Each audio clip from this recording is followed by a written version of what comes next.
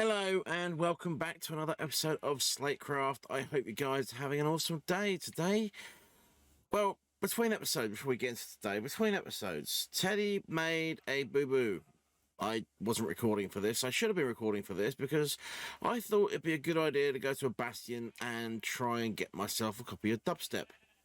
Because I want to have all the records eventually so I can get the, I don't think it's actually an achievement, but I think I want to get all the records. And I died, and I lost all my stuff. Now, I did get most of it reback. As you can see, I haven't got everything fully enchanted yet. My shovel's not fully enchanted, and my sword not fully enchanted. And yeah, I managed to get Silk Touch Picky and Fortune Picky back as well. But there's a few bits and bobs I am still missing. Like I haven't got Aqua Affinity on there. So it's going to take me a while to get things back to how it was, but I have started at least, which is good. Also decided to get a couple more villagers between episodes because of the fact I died. So over here we have got a couple of new friends that weren't here last episode. We've got this fellow here who actually sells me Fortune 3, which is one thing I definitely did not have and I do need. This friend here sells me axes because I didn't have an axe because, I died. And obviously everyone over here is as was. So what we're going to do now is we are going to finish getting geared back up again. We've got a few bits and bobs left to get some more villagers together, which is lovely. Got plenty of iron over here for trading and all that good stuff. So I'm going to get some more villagers. I am going to get my gear back together because we are not fully geared up. And also started putting in this here, which I think this looks quite good. I'm going to continue this all the way around. So it's going to have kind of a Pantheon kind of feel to it. And it's going to go to about... It's going to go just over the height of them towers and then the towers at the front here. I don't know yet whether I'm going to arch them over or if I'm going to have like another like pillars onto a roof kind of that motif thing going on. Ouch, cactus there. But yeah, either way, that's what we're going to do. But actually, before we do any of that, after we get the villagers and gear situated out, we're going to have to move these guys because these are currently in the way of me doing my build. So we're going to have to get a wool farm in place as well, because eventually, when we get down to doing the hotel, we're going to need wool for this. So we're going to need wool for the floors, because we're going to have it, like, colour-coded, so each floor's going to be a different colour, and we're going to have, like, all that good stuff going on. So let's get the wool farm set up first, after we've got ourselves gear and villagers. So, yeah, can we cut away? I'll give myself quite a lot to do between cuts. So what I'm going to do, I'm going to go do a stream over on Teddy Legend Gaming on twitch.tv. And come over there, check me out, and give me a follow. And I'll see you guys after the stream. Okay, so it is the next day. Let's try it again.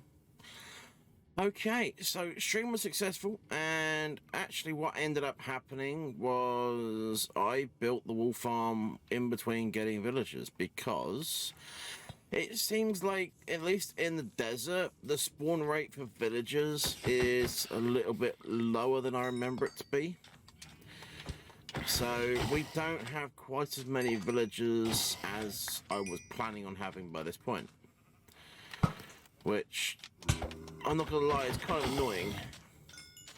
Also, the change to the damage ratio to match Jabba more closely is significant, I've noticed as well. I take a lot more damage. But also, I've been working over here. As you can see, this thing is a monstrosity in the size of it, at least. And it's kind of a facade at the moment. The front and the sides are finished, and most of the back is done, which is kind of cool.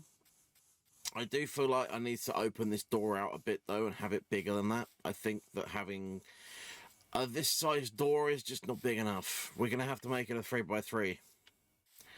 And the path's going to have to kind of do something. Like turn into smooth sandstone or something.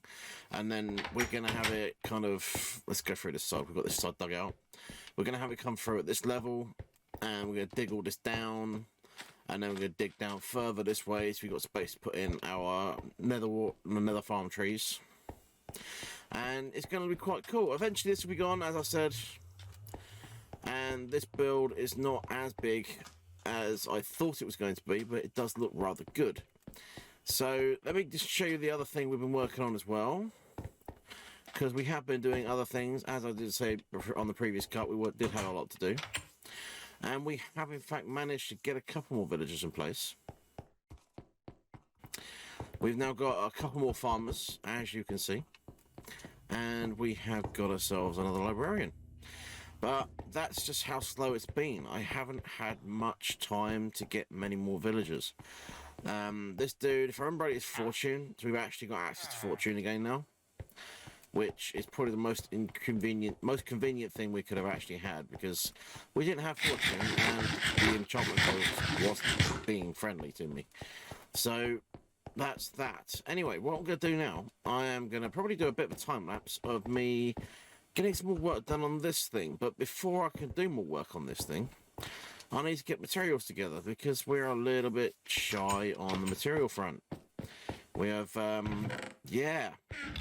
used up a lot of sandstone. Now, I've got these 3 boxes here, which is good, but I don't have any cut, I don't have any smooth. Have I got left anything over here? No, I've got none in there either. So I'm going to have to take probably a shock box worth of sandstone and get at least half of that cooking, because we are going to need quite a fair amount of smooth sandstone for the roof of this thing, because I want to use smooth sandstone slabs so it looks better. And I'm also going to use some glass on the roof as well. We're going to have a bit of a glass roof theme, kind of running from the front to the back in kind of a dome shape. So that's going to be cool. So let's get this cooking. Let me cut away, and I will come back to you guys with the time lapse.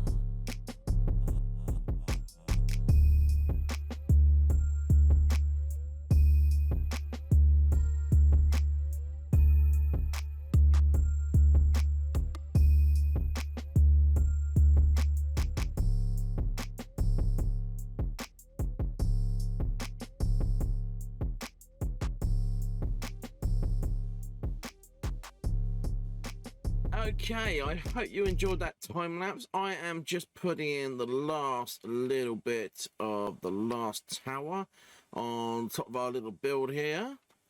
And we take that one out and put that one in just like that, and that is done. And as you can see, we've got 5 kind of glass roofed areas. We've got 4 towers in place. We've got lanterns inside our towers. And I will do something that makes these extend inside as well, although I haven't decided quite yet what I'm going to do. But I do think this looks really cool. So I suppose the next thing we should probably do is take out the pyramid, the old temple. Because we have loads of space now. We can open up and move into the actual space. So let me head down, get my pickaxe out, and let's get to Diggy Diggy Temple. Because we can get rid of this now. And yeah, everything can go, which is fantastic news. So what I think I'm going to do, I am actually going to do this off camera.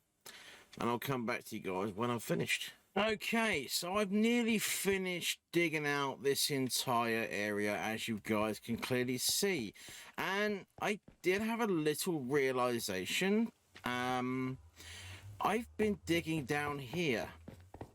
This is where I've got my bamboo and my kelp farms and this massive area down here already dug out. And I was planning on digging this, or at least this side where everything is, down to make a nether farm. I don't think that's now going to happen. I think it's going to be the staircase is going to be in the way, and the rooms down below are going to be in the way. So we're going to have to leave this side as is, and we'll do another build for any nether farms we get round to doing. I will do the nether warts farm in here still, but we obviously aren't going to have space for the nether tree farm. So we won't be doing that in here. But although we are going to have space over here to dig down a bit for our end farms, which is good. So they can still go over here, which is fantastic. And also this side is fully dug out and looking spectacular. So what I'm going to do now, I'm going to cut away again. I am going to come back to that. I don't know what I'm going to do with that yet. I have no idea. I might make it so that kind of arches down into this wall. Arches up into it, maybe something like that. I don't know. I'll figure it out. But I'm going to get a bit of decorating done. I'm going to finish digging this lot out. Probably going to stream it. So follow me over on twitch.tv/TeddyLegendGaming if you want to see what happens over there. And I'll see you guys after stream. Okay, after a successful stream, we've got things a bit more tied up over here. And we've actually installed our end farm. I decided to only go with the one rather than the two.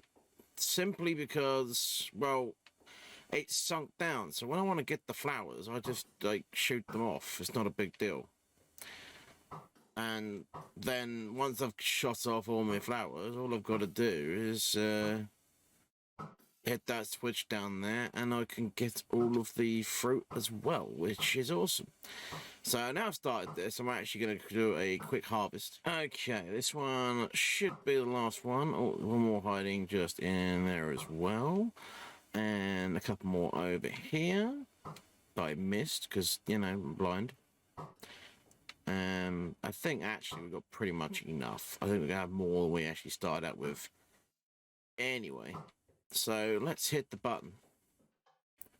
Let's release the water and have a bit of satisfaction. Satisfying harvest of what I'm kind of trying to say, but failed miserably.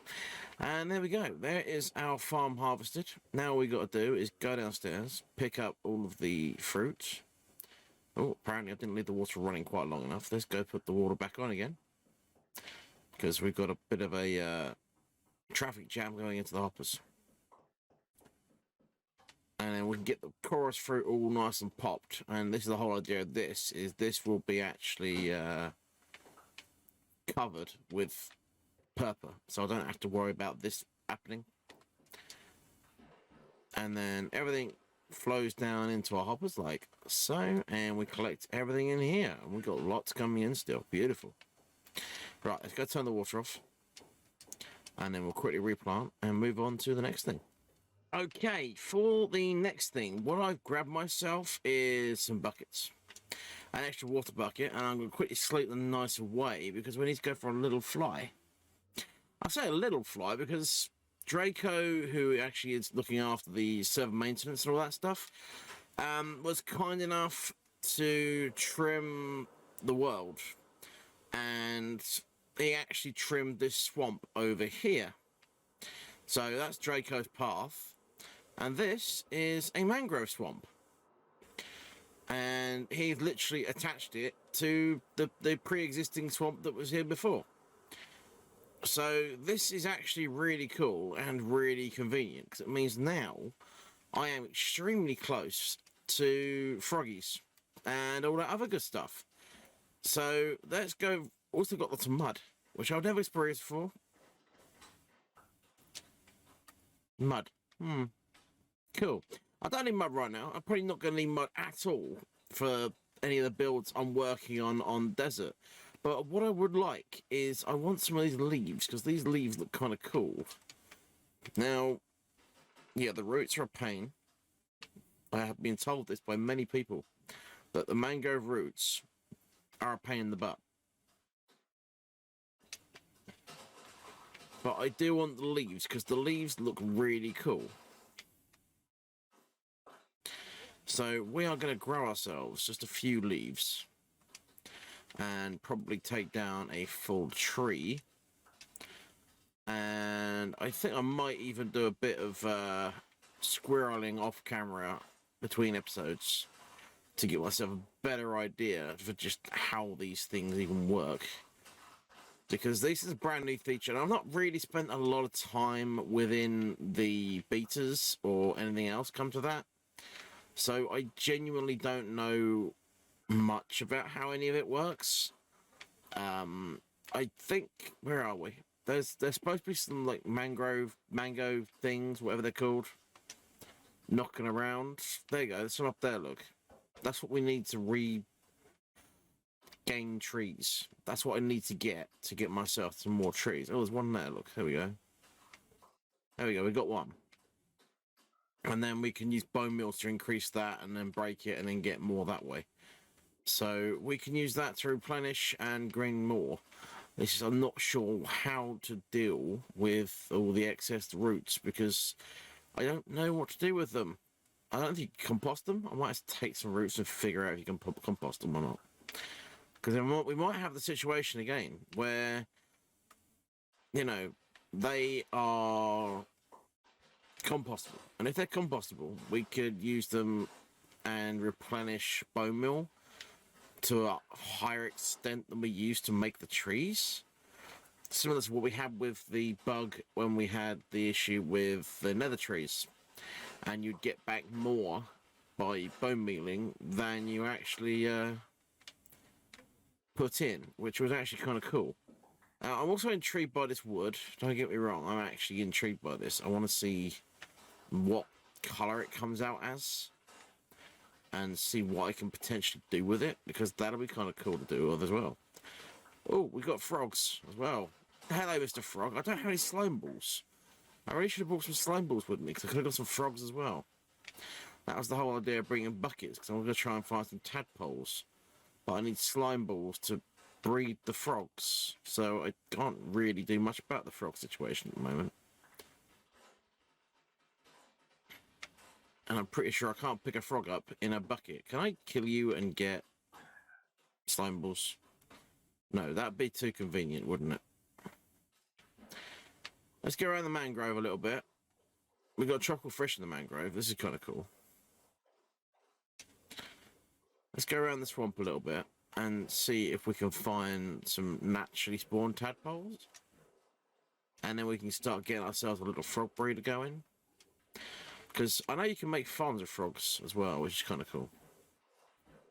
But I might have to go out and hunt for some slime balls and do it that way. But this is really cool to see. This is actually a really cool looking thing, which, you know, I'm just swinging around in because why not? Hello?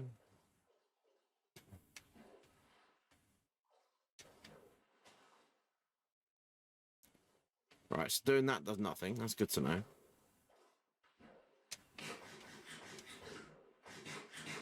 I'm not seeing any natural tadpoles anymore. I'm guessing you have to actually breed frogs to get tadpoles. I'm guessing that's not something that spawns in naturally. Just a guess. So we're going to go find some slime balls. We're going to get ourselves some froggies. And we're going to get ourselves some other experimentation done to find out what we can do with our froggy friends and the mango stuff and all the rest of it. But for now, I have run out of time for this episode. I hope you've enjoyed the episode, taking our first look at 1.19. If you have liked the episode, hit the like button. If you really loved it, hit that subscribe button, and I will catch you guys in the next one. Thanks for watching. Bye-bye for now.